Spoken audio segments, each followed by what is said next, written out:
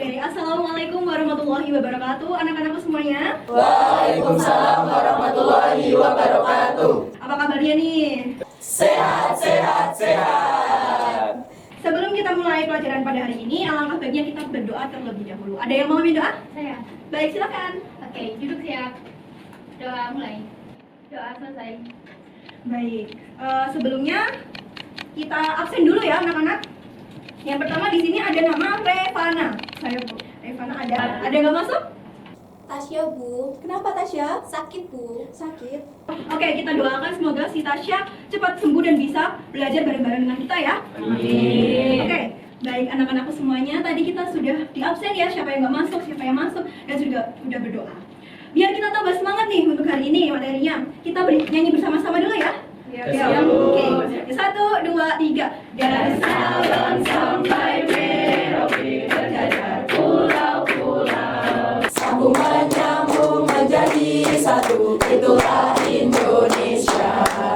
Indonesia tanah airku, aku berjanji padamu. Menjunjung tanah airku Indonesia. Sudah. Oke, hari ini kita akan belajar mengenai keberagaman di Indonesia dalam Bhinneka Tunggal Ika. Sebelumnya, Bhinneka Tunggal Ika itu harus kita pelajari nih anak-anakku semuanya. Karena ini adalah semboyan dari negara kita. Negara apa? Indonesia. Oke, selanjutnya di sini ada tujuan pembelajaran. Untuk sebelum memasuki ini, Ibu mau nanya nih. Kemarin ada yang ingat nggak belajar apa?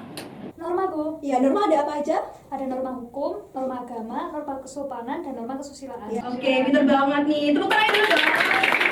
Dan hari ini kita akan belajar mengenai Bhinneka Tunggal Ika yang mempunyai tujuan pembelajaran, yaitu yang pertama, peserta didik mampu menelaah makna Bhinneka Tunggal Ika melalui pembelajaran di kelas dengan baik.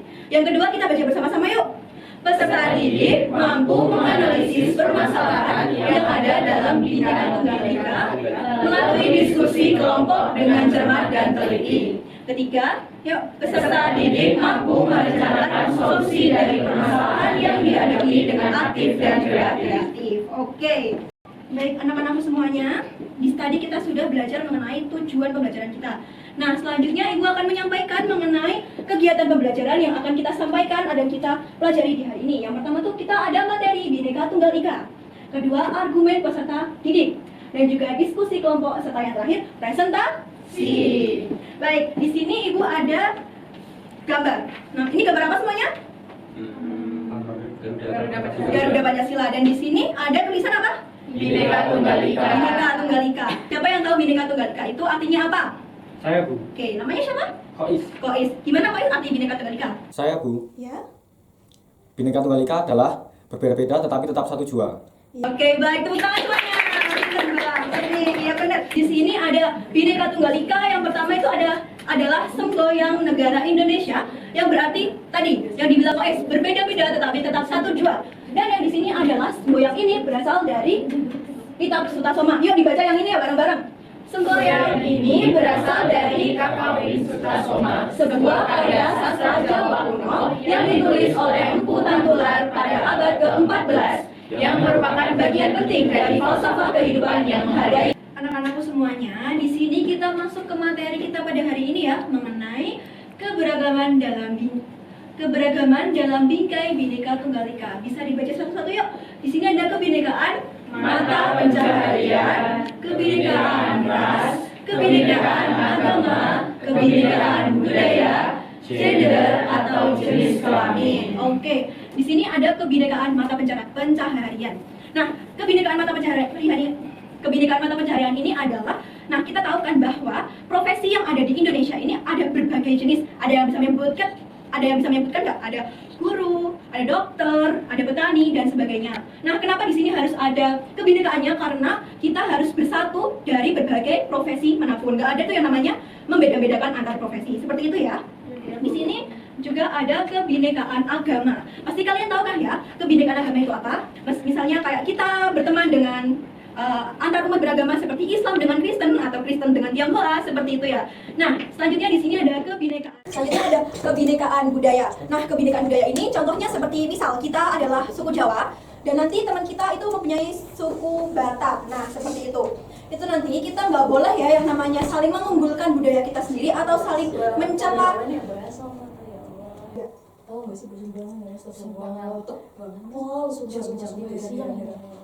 Kenapa? Enggak, Bu. Kenapa tadi bahas apa coba? Enggak, ini mau ngajak ngobrol, Bu. Oh, oke.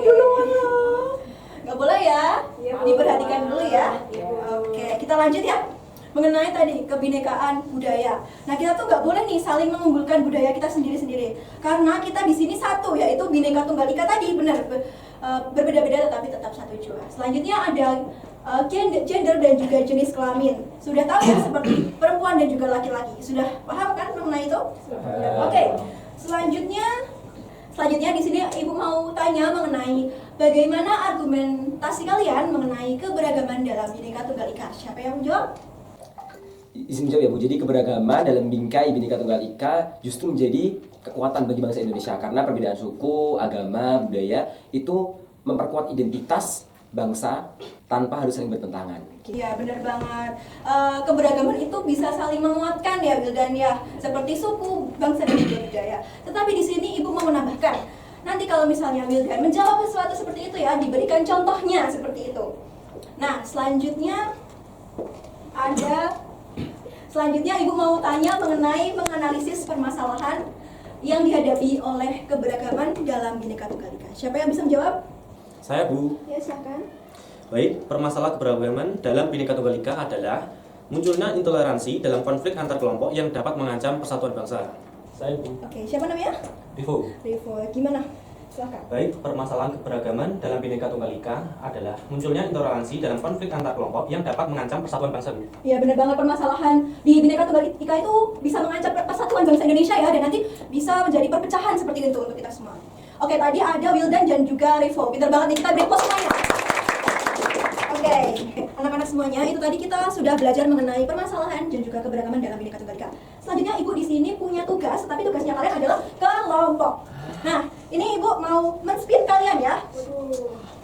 Nah, kelompok pertama di sini ada yang namanya Charles. Nah, nanti Charles selanjutnya ada.